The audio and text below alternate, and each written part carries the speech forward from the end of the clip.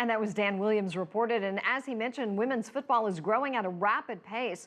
For more insight into the future of the game, I'm joined by Mark Gray. He's a sports analyst with broadcast experience and play-by-play color analysis and sideline reporting. And we have some breaking news coming in. The Women's World Cup has just wrapped up. Controversial loss for Team China. Apparently there was a penalty near the end of regular time, which led to a goal.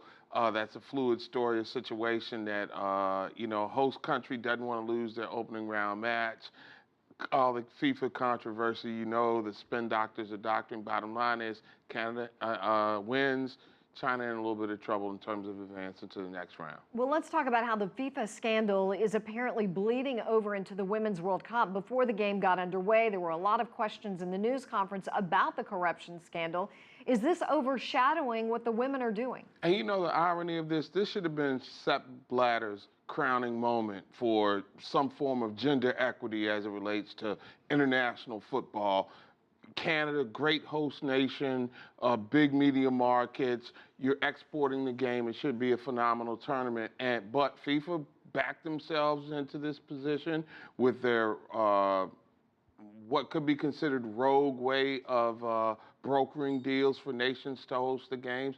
You got to answer for it right now. It's unfortunate that the women's game is not benefiting from the controversy. I keep thinking, why can't the women's football tournament, the biggest international competition, have the same kind of impact? Remember the Tanya Harding, Nancy Kerrigan scandal, which really took figure skating in the Olympics to another level where it's prime time. You would have thought there'd have been some spin out like that, but it's really negative, and it's unfortunate how the men's game is impacting the women. How have the women weighed in on this controversy, Mark? I think they've done a great job focusing on the task at hand. They've been truly professional about this and focusing on everything. I think that right now, as it relates to the ladies, and we've seen it in all forms of international diplomacy, they have a cool, calm demeanor about them, which is able to steer the course and broker deal. We've seen that a lot. It's been made reference to in politics. I think the women, certainly from the United States, get that this is still a great platform to take away from the scandal, albeit for a month. Now, we know that Sepp Blatter in the past has made some disparaging remarks about the Women's Cup. Do you think that there will be more oversight of the women's game as well when a new president is in? Well, in all fairness, he's done a great job of advancing the women's international football brand. I'll be proud of him taking over. It was an afterthought at best. Brandi Chastain also had a lot to do with helping advance in the brand. So I think you're always straddling that fine line with women between, quote, sex appeal and being accepted as tremendous athletes.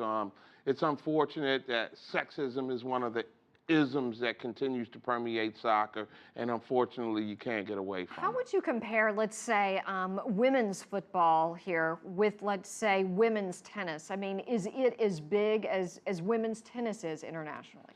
No, but it's growing. Women's tennis has such a great legacy, whereas this is a new phenomenon, international football, and it's growing. And I think that it's, in many respects, like women's basketball is around the world. I would equate it more to women's basketball. Tennis, individual sport, queens of the court, legends from today, Serena Williams, back to the ladies like Margaret Court. Here, we've got teams that are branded. Team USA was a great team. The Mia Hamms and the Judy Foudy's in the bunch. Japan in Asia, after an epic victory over USA in the previous World Cup, they have an international brand. So you don't have the icons yet that the men's game has, like we saw with the UEFA Cup earlier today, but you do have a sport that is growing, and you have women playing at a great level. You look at the United States, Alex Morgan takes over from Mia Hamm. So it's just wonderful to watch how gender equity is playing out. And I think American colleges have a lot to do with it. And FIFA has embraced it. It's a revenue stream. It's an attractive brand of football. And I mean that from the way that it's played. It's a beautiful game, folks. They'll tell you that, the soccer fans will. And just happens to be beautiful people playing it right now. All right, Mark Gray, always great to see you. We appreciate it. Pleasure. Thank you.